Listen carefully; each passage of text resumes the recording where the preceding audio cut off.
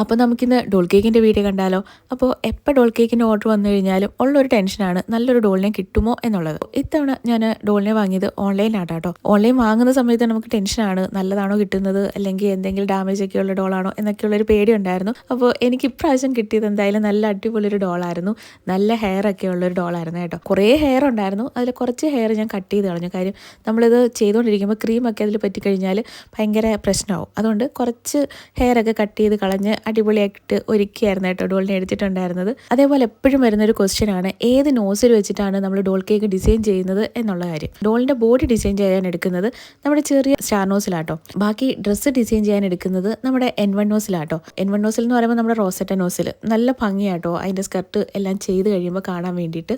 ഇത്തവണ ഞാൻ ചെയ്തത് ഏറ്റവും അടിയിൽ കുറച്ച് ഡാർക്ക് കളർ കൊടുത്തിട്ട് താഴ്ന്ന മുകളിലോട്ട് ലൈറ്റ് കളറാവുന്ന രീതിയിലാണ് ഞാൻ കൊടുത്തിട്ടുണ്ടായിരുന്നത്. അപ്പോൾ ഓവറോൾ ചെയ്ത് വന്നപ്പോൾ നല്ല ഭംഗിയുണ്ടായിരുന്നു കേട്ടോ കാണാൻ വേണ്ടിയിട്ട്. നോസിലിൻ്റെ ലിങ്ക് ഞാൻ സൈഡിൽ ടാഗ് ചെയ്ത് കൊടുത്തേക്കാം കേട്ടോ. എൻ്റെ ഫ്രണ്ട് പ്രിൻസി ആയിരുന്നു കേട്ടോ കേക്കിന് എനിക്ക് ഓർഡർ തന്നിട്ടുണ്ടായിരുന്നത്. പ്രത്യേകിച്ച് മോഡലൊന്നും പറഞ്ഞിട്ടുണ്ടായിരുന്നില്ല, ഡോൾ കേക്ക് വേണം എന്ന് മാത്രമേ പറഞ്ഞിട്ടുണ്ടായിരുന്നുള്ളൂ. പ്രിൻസിയുടെ മോളുടെ ബർത്ത്ഡേക്ക് വേണ്ടിയിട്ടായിരുന്നു കേട്ടോ കേക്കിന് ഓർഡർ വന്നിട്ടുണ്ടായിരുന്നത്. അങ്ങനെ സിമ്പിളാണ് എന്നാൽ കാണാൻ നല്ല ലുക്കായിട്ടുള്ള ഒരു ഡോൾ കേക്ക് ആയിരുന്നു കേട്ടോ ചെയ്ത് കൊടുത്തിട്ടുണ്ടായിരുന്നത്. അപ്പോൾ ഡോൾ കേക്ക് ഇഷ്ടപ്പെട്ടിട്ടുണ്ടെങ്കിൽ ഉറപ്പായിട്ടും കമൻറ്റ് ചെയ്യാൻ മറക്കണ്ട. നമുക്ക് അടുത്തൊരു അടിപൊളി വീഡിയോ ആയിട്ട് കാണാം. ടാറ്റാ.